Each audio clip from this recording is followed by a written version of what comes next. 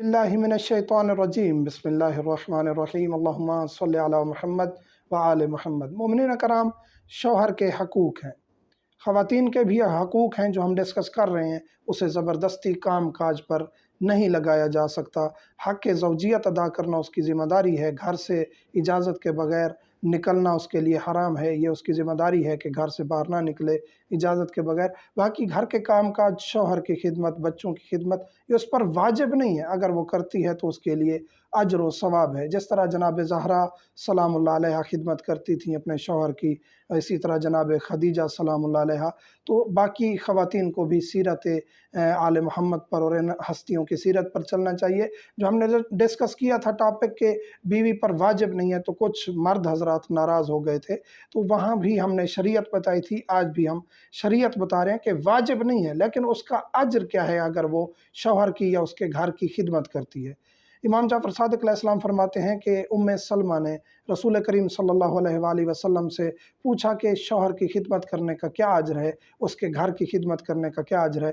مولا فرماتے ہیں کہ اس کے گھر کی ایک چیز اٹھا کے آپ نے درست کر کے دوسری جگہ پہ رکھ دی ہے، درست کر کے، صاف ستھری کر کے، تو اللہ نظر رحمت کرتا ہے اس خاتون پر اور اس سے عذاب کو ہٹا دیتا ہے۔ اسی طرح دیگر روایات، یہ روایت بحار الانوار میں موجود ہے۔ اسی طرح مولا سے پوچھا گیا، امام جعفر صادق علیہ السلام فرماتے ہیں کہ 7 دن جو خاتون متواتر اپنے شوہر کی خدمت میں لگی رہتی ہے تو اللہ اس سے جہنم کے 7 دروازے بند کر دیتا ہے۔ جہنم کے 7 دروازے بند کر کے پھر جنت کے 8 دروازے کھول دیتا ہے اس کے لیے کہ جس دروازے سے دل چاہے وہ وہاں سے جنت میں داخل ہو جائے۔ یہ فقط 7 دن کی خدمت کا اجر ہے۔ جو خواتین مستقل طور پہ اپنے شوہروں کی خدمت کرتی ہیں اور ان کے تند و تیز لہجے کو برداشت کرتی ہیں اور ان کی خدمت میں لگی رہتی ہیں، تو ان کے لیے کتنا اجر ہو سکتا ہے یہ آپ خود تصور کر سکتے ہیں۔ پھر مولا فرماتے ہیں کہ وہ خاتون جو اپنے شوہر کو ایک گلاس پانی پیش کرتی ہے، ایک گلاس پانی پلاتی ہے، اس کا اجر یہ ہے کہ اس نے 1 سال کی عبادت کا ثواب کما لیا۔ یہ روایت وسائل و شیعہ میں موجود ہے، 1 گلاس شوہر کو پانی پلانے کا اجر۔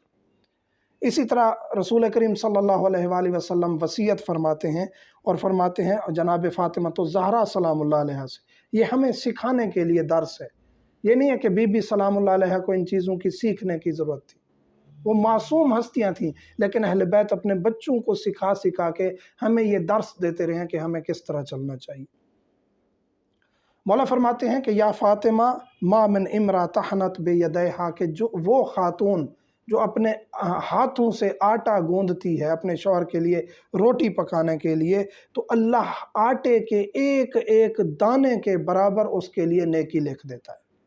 اور ایک ایک دانے کے برابر، آٹے کے دانے آپ گن نہیں سکتے، لیکن ایک ایک دانے کے برابر نیکی لکھ کے اس کے برابر آپ کے گناہ معاف کر دیتا ہے۔ خواتین کے بہت حقوق ہیں اور بہت ساری فضائل ہیں، اجر ہیں۔ خواتین بعض اوقات مایوس جو ہے لہجے میں سوال کرتی ہیں کہ یہ ہمارے لیے کیا ہے، تو اتنے اجر جو ہیں اللہ نے خاتون کو عطا فرمائے۔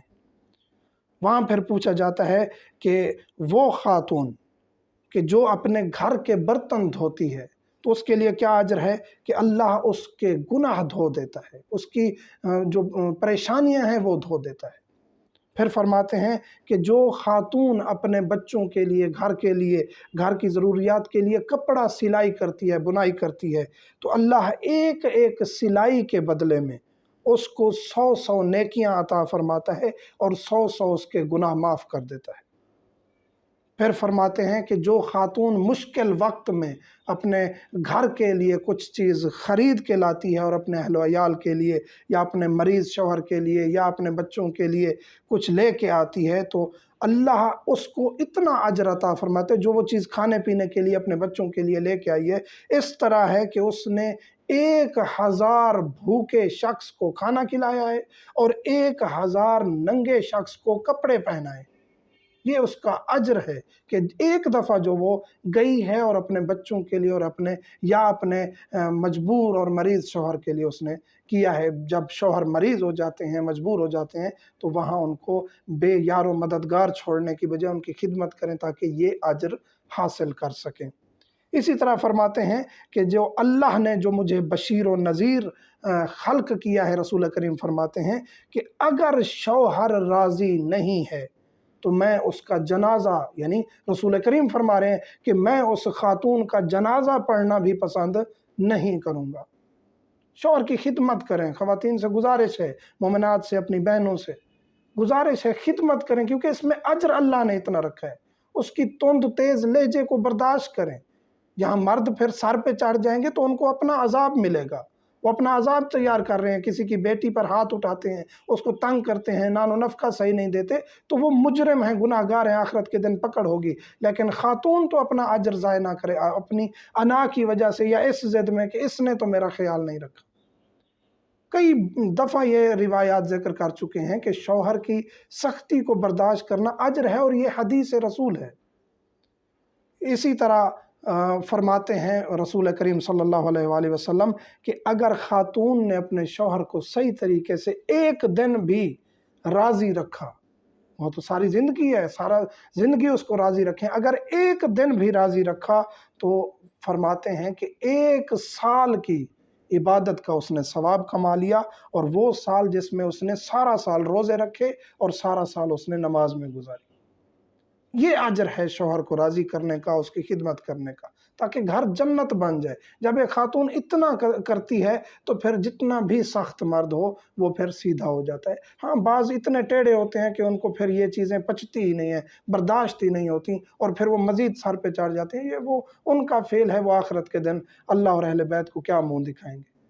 وہ نرمی کرنی چاہیے خاتون پر۔ خاتون آپ کی غلام نہیں ہے، آپ کی تابع فرمان نہیں ہے کہ آپ کے وہ ہر کام کرتی رہے، اور آپ اس کو پھر ایسے لہجے سے پیش آئیں کہ پھر اس کی ساری دن کی تھکاوٹ مزید تھکاوٹ میں چلی جائے۔ ایسا لہجہ اختیار کریں کہ سارے دن کی تھکاوٹ ایک آپ کے پیار بھرے جملے سے اس کی فوراً اتر جائے۔